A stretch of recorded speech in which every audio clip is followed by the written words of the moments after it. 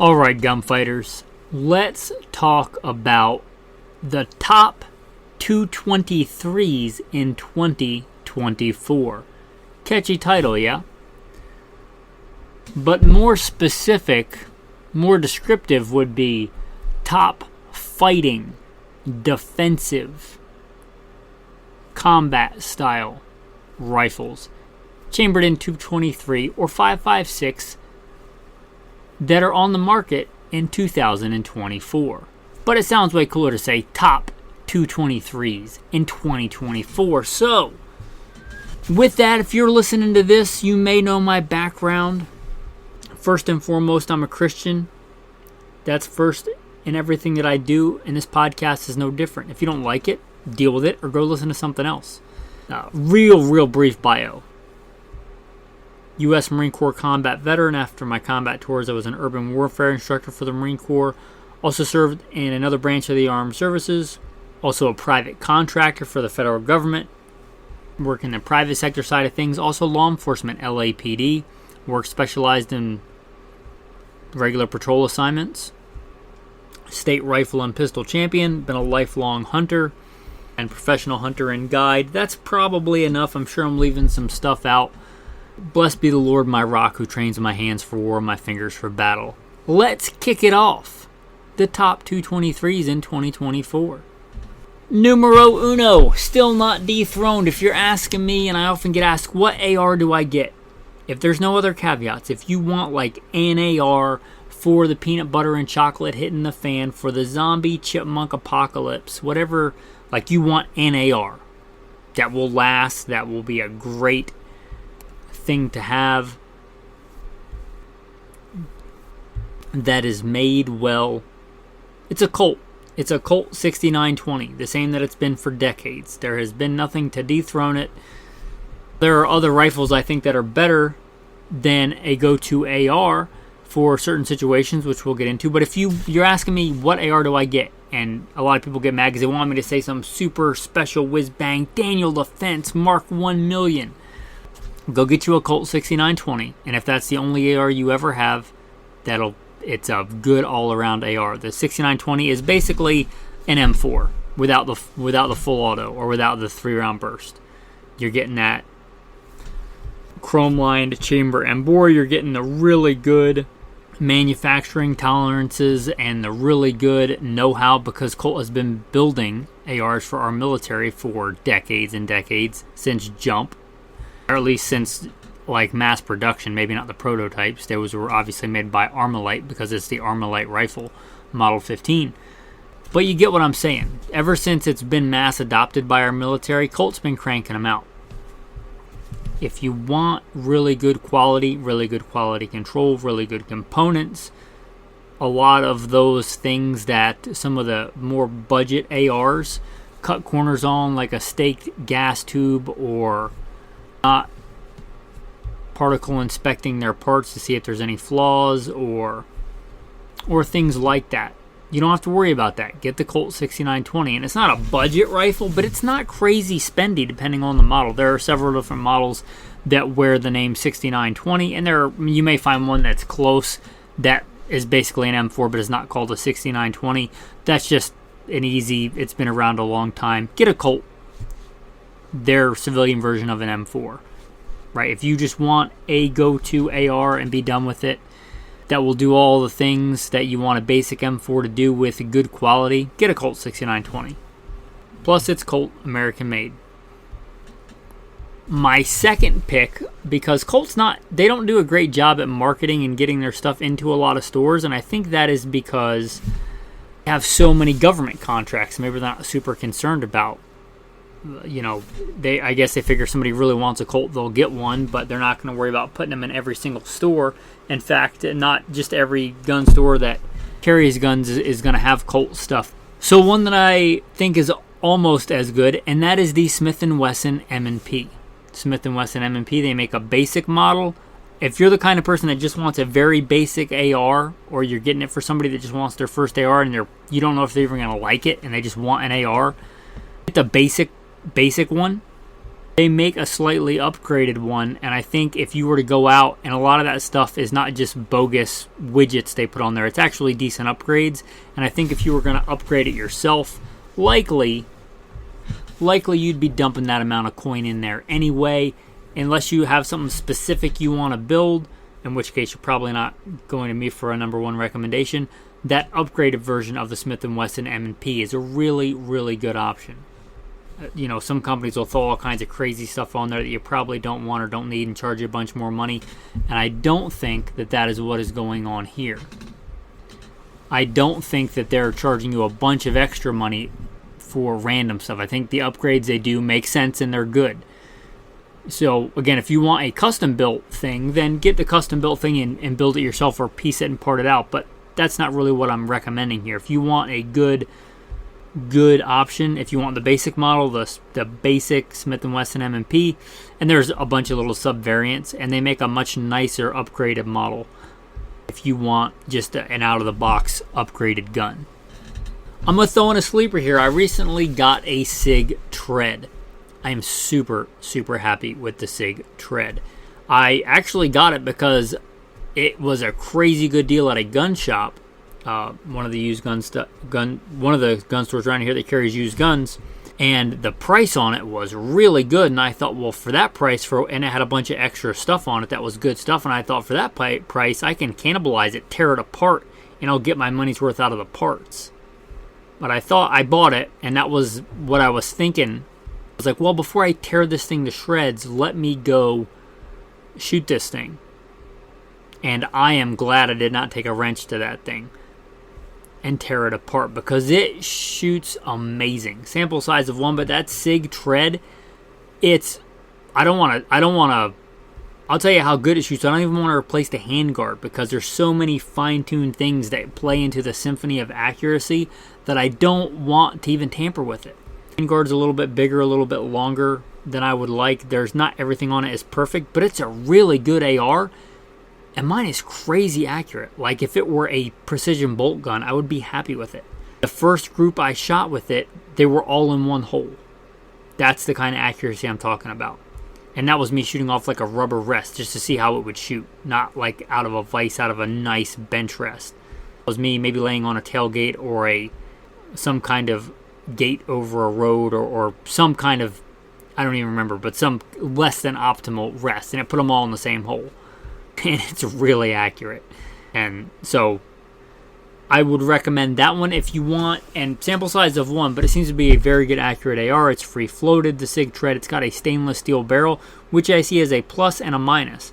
This is not my only go-to survival rifle, because stainless is known for being accurate. Really good, well-made stainless steel barrels, which this one is very accurate, so that lives up to that.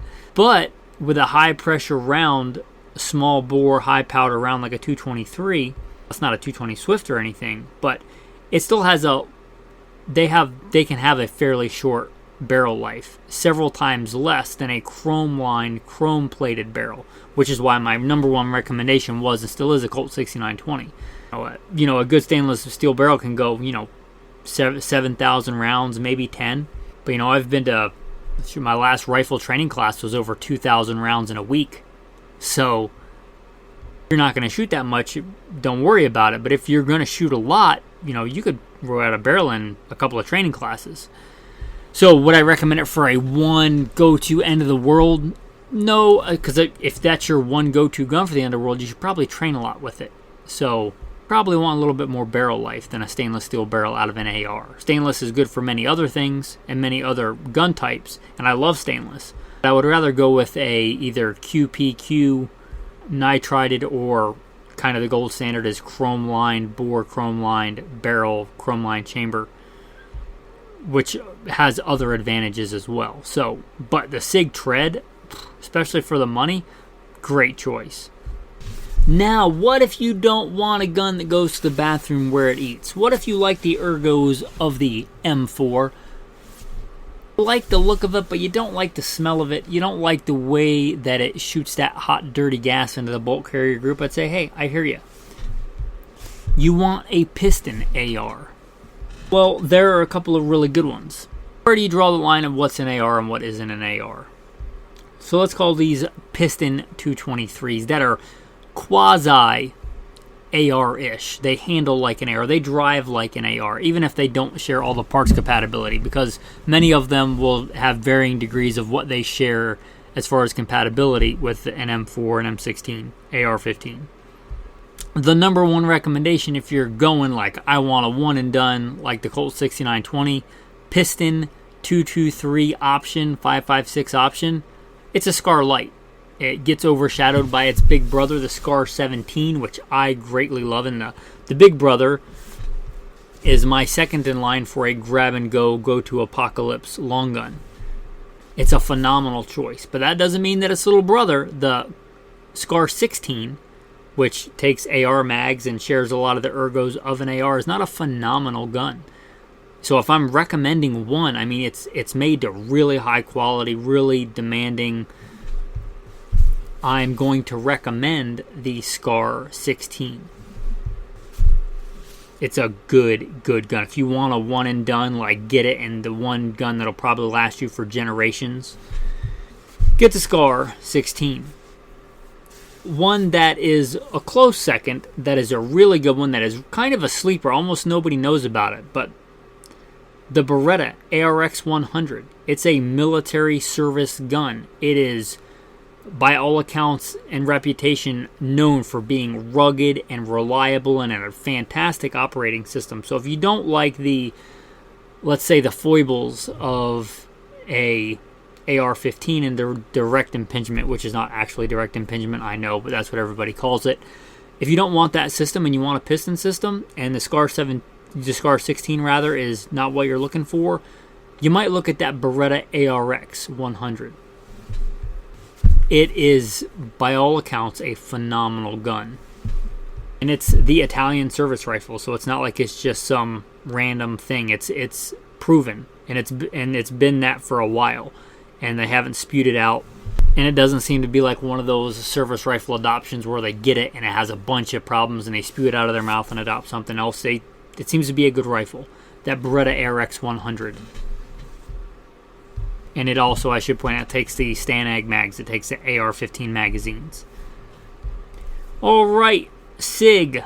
You might be familiar that they won the big contract for the military's new infantry rifle. And that's great. And that's a SIG Spear. But did you know they make a smaller version? They make a SIG Spear with all the cool things that, well, except for the cartridge, except for the 277 Fury. Obviously, we're talking about 223, 5.56. They make a smaller version. And a lot of that R&D that went into that system transfers up and down. Now, loosely, it's kind of, well, I don't even want to say that. All firearms are kind of a development of things that came before. So I don't think there's anything greatly revolutionary about the smaller spear guns, but they are a good, proven, not direct impingement system. And despite the military adoption of that gun being fairly new, this system and the development of it goes back a ways, and it seems to be doing fine. I mean, it won the military trials, right? And generally with guns, you have issues when you scale up and less when you scale down, in general. And the smaller one doesn't seem to have any issues. So that SIG Spear, the smaller version in 5.56 223, have different variants depending on what you want. They have like the Rattler and stuff like that, but that's a cool gun. I don't think it's as proven as the Scar 16 or the ARX 100, which is why it's third on the list, but it's a good gun. And then I would say tied after that, if you want a good piston gun in 2024, and these are more true to a piston AR. But if you're losing a bunch of that parts compatibility, like it's not taking the same bolt carrier group or anything, which is most of the things that break on an AR, to be honest, at that point, how much does it really matter if it has parts compatibility? Because pretty much all the piston systems are going to be proprietary. But these are more akin to an actual AR converted to a piston, and these two companies both do it really well. LWRC and PWS, right? There are other companies, but these two are really known for making rock-solid tanks of piston-driven ARs. You flip a coin, or you decide which one's got the features that you want, or whatever the case might be, right? But both of those companies, LWRC or LMT, they both make really, really good guns. And unless you're kind of an AR aficionado, You may not know about those companies, you not be tracking on them, but they absolutely make really good ARs, and there's a lot of companies that make good ARs, but those kind of stand out to me as making really good piston ARs. Now let's talk about some others. These aren't really like an AR at all. In fact, far from it, but they still fire that same cartridge if you're looking for a 223 5.56 for its ballistic attributes or its affordability of ammo, or you just already have a bunch of it, but you don't want an AR. You don't want anything like an AR. How about the Galil Ace? Yeah, the Galil Ace. It's a modern, brand new manufacture, not pieced together from some parts kit of dubious reputation, put together in some warehouse by dubious quality control methods. It's a brand new manufacture AK, and a really, really good, probably one of the best variants of an AK in 5.56 223 that takes AR magazines. The Galil Ace in 5.56, right? You want, and especially if you want like that AK rock solid kind of platform, and you want 5.56, and you want a little bit more modernized, you want to mount an optic, you want a little bit more ergos. I had one of these years back, but I had it in 7.62x39, but it was a phenomenal rifle. She's a little bit heavy. It's a heavy girl, but really, really good gun. And I have no reason to believe that the 5.56 is not equally as good. There's, in my opinion, nothing heretical about like a 1911 and 9mm or an AK in 223. If you want 7.60x39, that's fine, but that's not this episode. It's a fine round. But there's nothing wrong with the Galil Ace in 223. So if you want a 223 and just none of the AR kind of things tickle your fancy, you might look at that. And if you want something even stranger than an AK in 223, the last one I'm going to talk about in kind of the semi-auto modern defensive rifles, that's going to be the Tavor. Now, I'm not the biggest fan of bullpups, but that's because I have decades of running what I would consider more conventional rifles. And that's in the eye of the beholder, right? If you grew up in the IDF, maybe that Tavor is your conventional rifle. But if you have a lot of training on what I would consider a more conventional platform, it might be harder to switch over. If you're not married to either one and you are just starting out and you decide, you know what, bullpups are my jam, I'm going to be that dude. I think that all the things you give up on a bullpup, which is not this episode, to gain that little bit of extra barrel length in the shorter overall package, it's worth it for me. That juice is worth the squeeze. Of all the bullpups in 223, in 2024, the Tavor is it. It's the best one. They've been doing quite a bit of work with it just this last year in 2023 in Israel, right? Taking care of some nasty, disgusting radical Islamic terrorists that are kidnapping and doing horrible things to women. And they use this rifle. And they still use it, and they haven't gotten rid of it. It's a good rifle. I have some experience with the rifle. Again, I don't prefer it to a more conventional rifle, but of all the bullpups, 223 or otherwise, I think that it's your best option. So if you want something completely different and you want to go bullpup, get a Tavor and be done with it. Of all the bullpups, I think it's your best option in 2024. And that's probably the easiest one to pick. Because I wouldn't put, there are other good bullpups, but I wouldn't put any over the Tavor. I don't think any is as good. So if you want a bullpup, go with the Tavor. Now, what about those who don't want a semi-auto? For whatever reason, right? You want to be able to hunt with it. Hunting's what you're mainly going to do, and in your state you can't hunt with a semi-auto. Or let's say you live in a state where sadly you can't own a semi-auto. Or you live in Canada, where just about all semi-auto centerfires are banned. I think there are some loopholes and exceptions, but you get the idea. Either your parameters, you just don't want a semi-auto, or you're malum prohibitum, your municipality, your state, and I don't mean state as in like 50 states, I mean like your governing authority, whatever that is, dictates that you are not permitted to have a semi-auto rifle, or for whatever reason you just decide that you want a manually operated manual transmission 223. and not a pure hunting gun, but you want something that if you had to, it would be decent for defense. This is defensive rifles.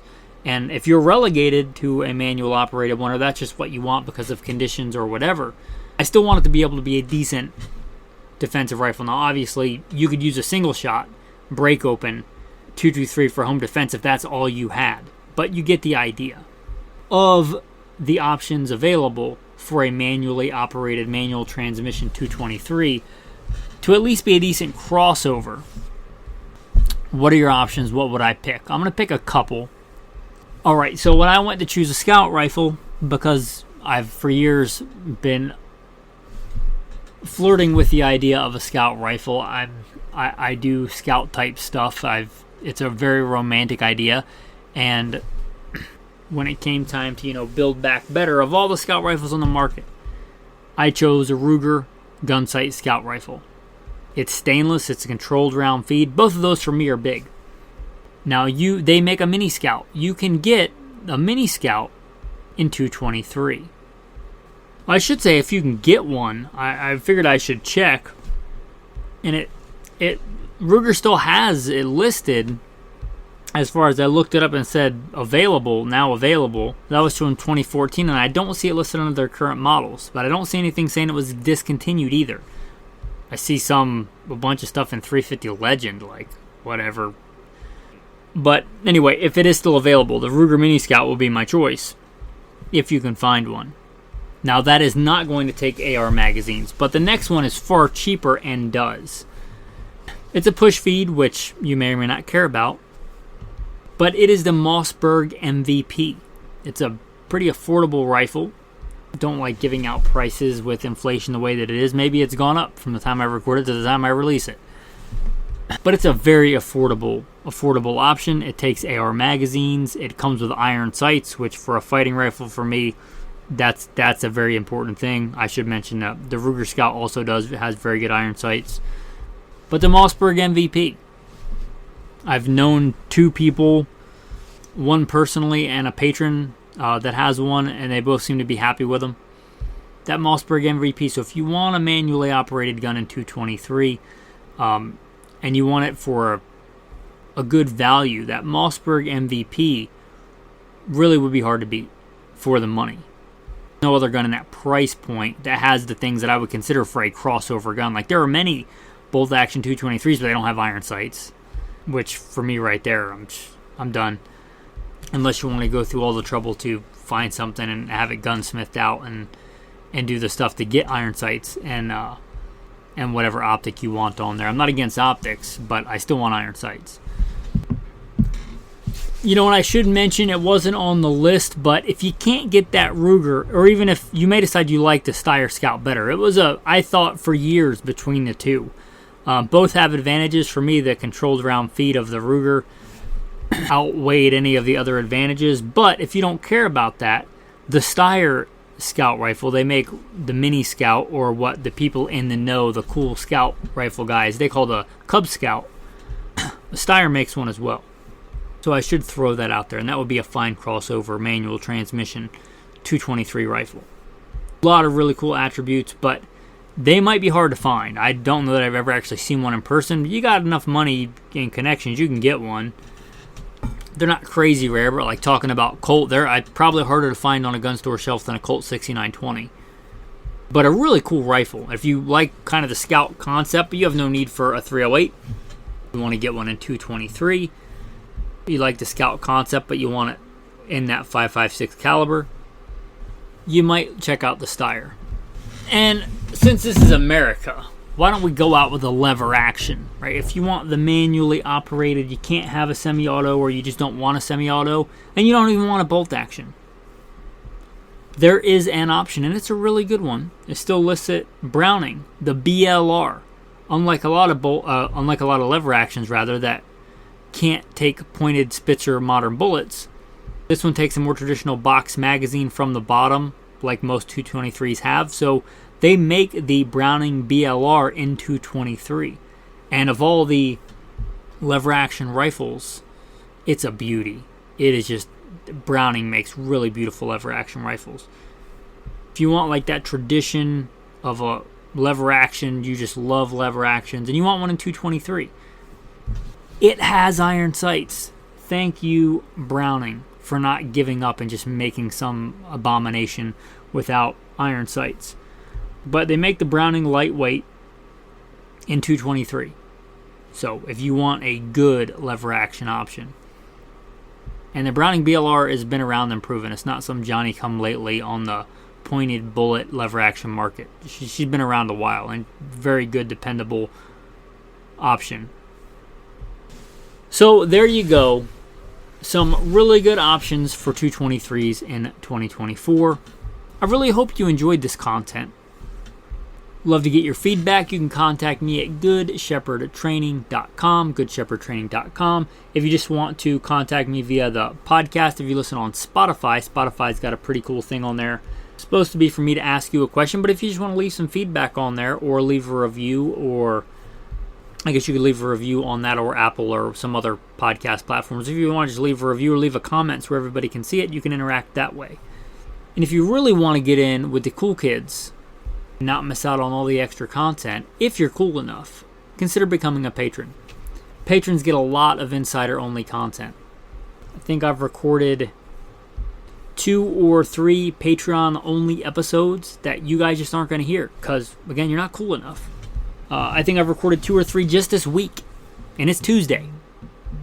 So you want some of that cool insider-only content. You want to be part of the tribe. You want to be part of a chat where we talk about this kind of stuff and way more important stuff like theology, stuff that actually matters. Consider becoming a patron. There's a Patreon link in the show notes. Your tactical tip of the day. Talking about ARs. If you shoot ARs enough, you're going to get a malfunction. It's just like a mathematical certainty. It would be a great mathematical anomaly if you put a ton of rounds to an AR and didn't have a malfunction. Or catastrophic malfunctions in which the user cannot fix it. But there are a lot more malfunctions than on a lot of rifles, and a lot of different ways to clear malfunctions on an AR. It's one of their foibles. There's a Type 1, a Type 2, and a Type 3, a bolt override, which let's hope that never happens to you in a gunfight, but it has happened to people. But it does happen. There is a certain way in which you have to clear that malfunction. If you try just racking the charging handle, it's not going to work. If you try taking out the magazine and racking the charging handle, it's not going to work. I don't care how many times you rack it. If you try breaking down the AR, that's not going to work. It's not going to come apart. Clear that malfunction. There is a certain way you have to do it and manipulate it in such a way as to move the BCG, the bolt carrier group, and not the actual bolt face itself, to actually be able to clear that bolt override. It is a giant pain, and hopefully, again, it never happens when bullets are flying both ways at you, but it is a thing that happens with ARs, so hope that never happens to you in a stressful situation. So in a less stressful situation, you might want to induce that malfunction, look it up, figure it out, and know how to clear it. So if it does happen under a stressful situation, it's not the first time, and you don't get caught looking at your gun with bullets flying at you, not knowing what to do. It's bolt override, triple feed, different names for it, but it is an abomination in your gun. You want to get it out of there. With that, your tactical verse of the day. It's short, concise, beautiful. But the Lord is faithful, and he will strengthen and protect you from the evil one. Short, concise, beautiful, powerful. God is mighty to save. Thanks for listening, and have a blessed day.